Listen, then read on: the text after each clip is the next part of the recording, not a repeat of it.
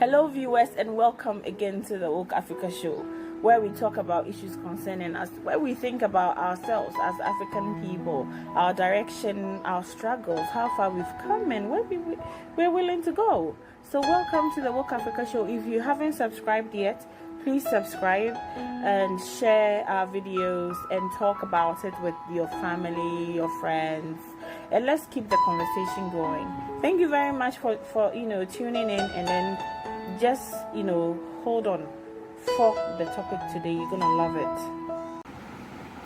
Well, so when you look at the Fugitive Slave Act of 1793, it was brutal. It was brutal. At the time, people were fighting for their freedom, of course. Nobody wants to be enslaved. And the punishment that was given to slaves for the most trivial things, the most unnecessary things, beatings, hanging,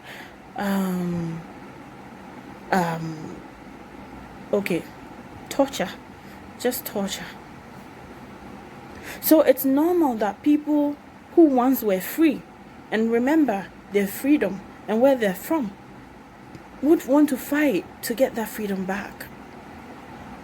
But in another man's language, in another man's law, that was criminal. Now, there were people who, led, kind of rebellions, to try and free the enslaved African brothers and sisters. And some of those people I feel so privileged to be able to talk about today. If you look at someone like Nat Turner was a young man who was, born to an African American woman during the time of slavery. And he was in tune with nature, our nature, our very nature. He was a spiritual man, and he believed that every man was born free and should have the right to live free. So he actually mobilized, he organized, and brought brothers along with him, and they started the rebellion that would in the nearest future see several of such freedom acts, freedom fighting acts, or such rebellions against the colonial masters in their own land. Nat Turner kind of struck some fear in the southern slave owners, and therefore they somehow strengthened the Fugitive Slave Act. This time round, if you were caught helping, or aiding a refugee to escape, you could face trial, and if convicted, you could face up to 6 months in jail. And this was for the white people who were, also involved in trying to, fight slavery. So, this law also allowed for slaves to be captured, or escaped slaves to be recaptured and brought back to their masters. And this kind of law also saw that free slaves were being captured by unscrupulous white males who wanted money, bounty hunters who wanted money, and they pursued even free slaves. Can you imagine? You fought your way through slavery, you got free, and then somebody captures you and sells you again.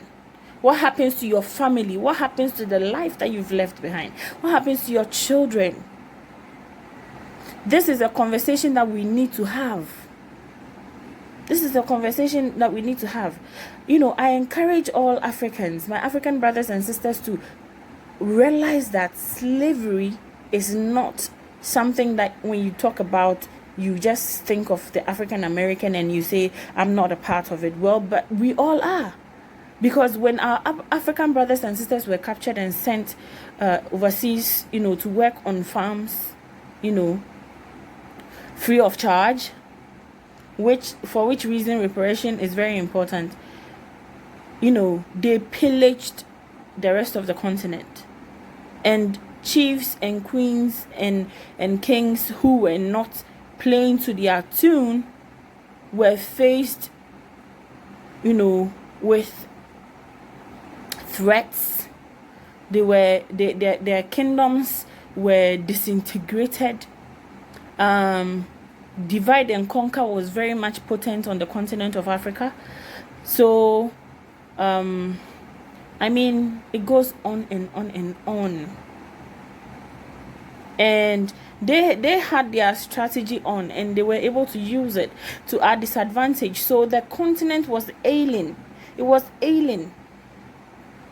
Now, going back to the Americas, the slave trade was so at its peak in the 1870s, that I think over 10 million Africans, in a year alone, 10 million Africans were shipped over for to plant cotton and to work on these plantations.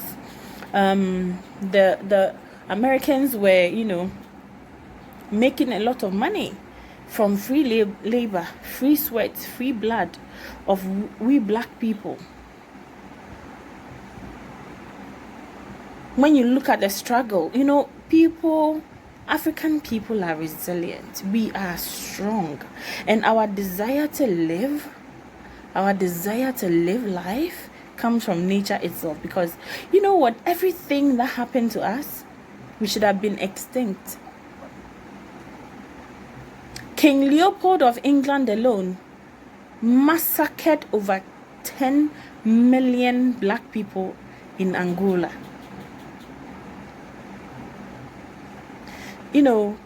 What they did to us, the genocides they've caused in Africa and all, we should have been extinct. The disease that they've ridded us with, and then go back to describe us as a disease-ridden continent, a hungry continent. Well, that was the aim, to get rid of us. We would have been gone by now. But you know what? Nature birthed us. Nature birthed the black-skinned person.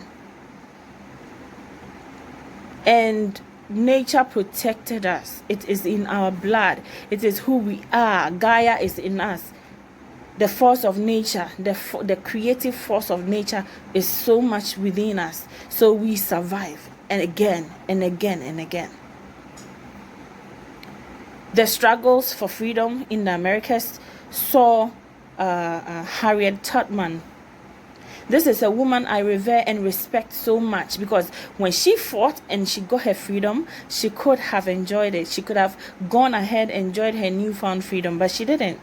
She came back for her brothers and sisters. She came back for the families that have been split apart. He came back for the people who had been, beaten, who have been hanged, who have died, lost their lives through slavery, through wicked hands of their white slavers. She came back. This mother that I'm talking about, she started something called the Underground Railway, or the underground rail tunnels, or underground railways or something. And this underground rail tunnels saw hundreds and hundreds and hundreds of enslaved people. I won't say slave, enslaved people run to freedom. So when I hear superstars like Kanye and all that, those people who say, well, slavery was a choice. Slavery was what? A choice? Slavery was everything but a choice. Because it wasn't. It was not a choice. People fought. If you look at the life of Kunta Kinte fought for his freedom from the second he landed on the shores of the Americas. go and research about the fight, the struggle of Kunta Kinte to freedom. The struggle. You know, I want to research. I research and find out about people who struggled to free the slaves that we don't even know about. So the disconnect between African Americans and Africans, sometimes the fault, you know, I won't even say the fault. The problem is that we, the Africans on the continent, because we don't know what happened, we don't research, we don't follow the story, and we don't have the understanding of the pain of the African American.